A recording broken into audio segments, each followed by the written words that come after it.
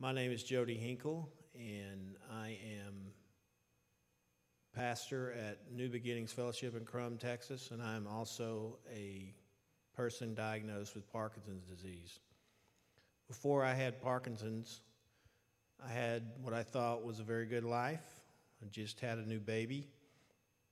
I was part of a church plant in Crum that I happen to be with again now.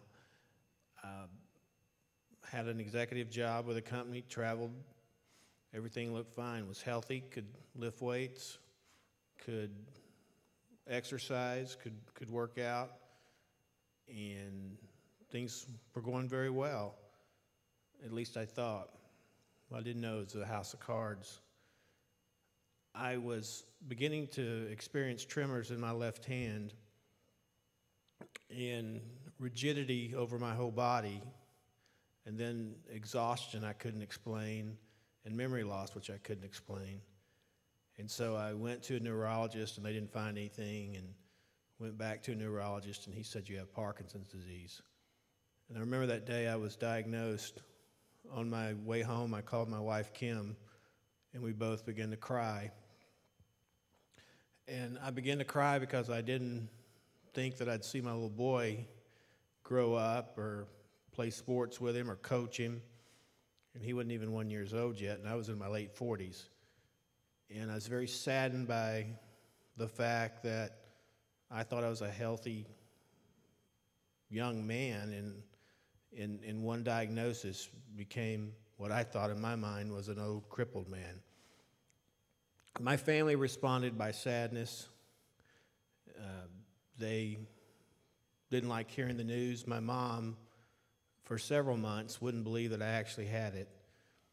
And it took a while for it to sink in, but once it sunk in, it began to have a major effect on me.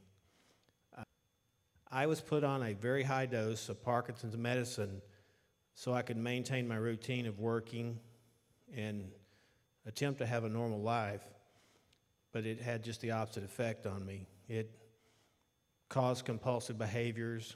It caused me to be more tired than I ever was. It almost broke up my marriage. It caused me to leave the church I had helped plant, and eventually it caused me to lose my job as an executive with a company. But through all this, as I hit rock bottom, I finally started looking up to God, and I realized I wasn't in control. And what I had to do for the first time, even though I'd pastored churches and done mission work and youth work, for the first time, I realized that I had to have total dependence upon God, that I was not in charge and I was not in control. And what God has taught me through this is that I can't do things on my own, but I can do things through His strength.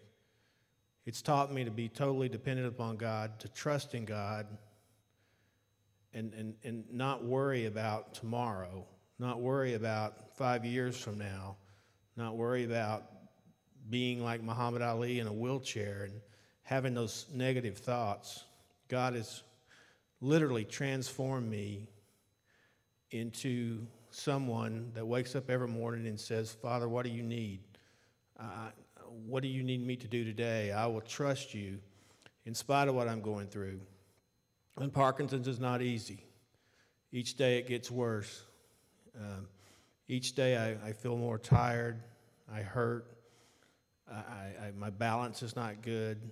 And as I enter new stages, I don't worry about that anymore, because totally want to trust in God, totally want to see what God can do next. And God has opened up some new doors for me and my wife to deal with caretaking and to deal with family issues. And God's taken me to a new chapter in my life as I deal with this Parkinson's, that I have to depend on Him and totally trust in Him. And so if I have to say anything to people that need to overcome and totally trust in God, one verse that I live by is Psalms 40, verse 2, that He lifted me up out of the miry clay, out of the pit, from the mud, from the miry clay. and he set my feet upon the rock. I don't have sturdy legs anymore, and I don't have the stance I used to have, but I have a foundation that I've never had before, that I have to totally depend upon Christ to get me through the day, and that his strength is perfect when my strength is gone. And then one of my life verses is Joshua 1:9, and I'll paraphrase it. Be strong and courageous.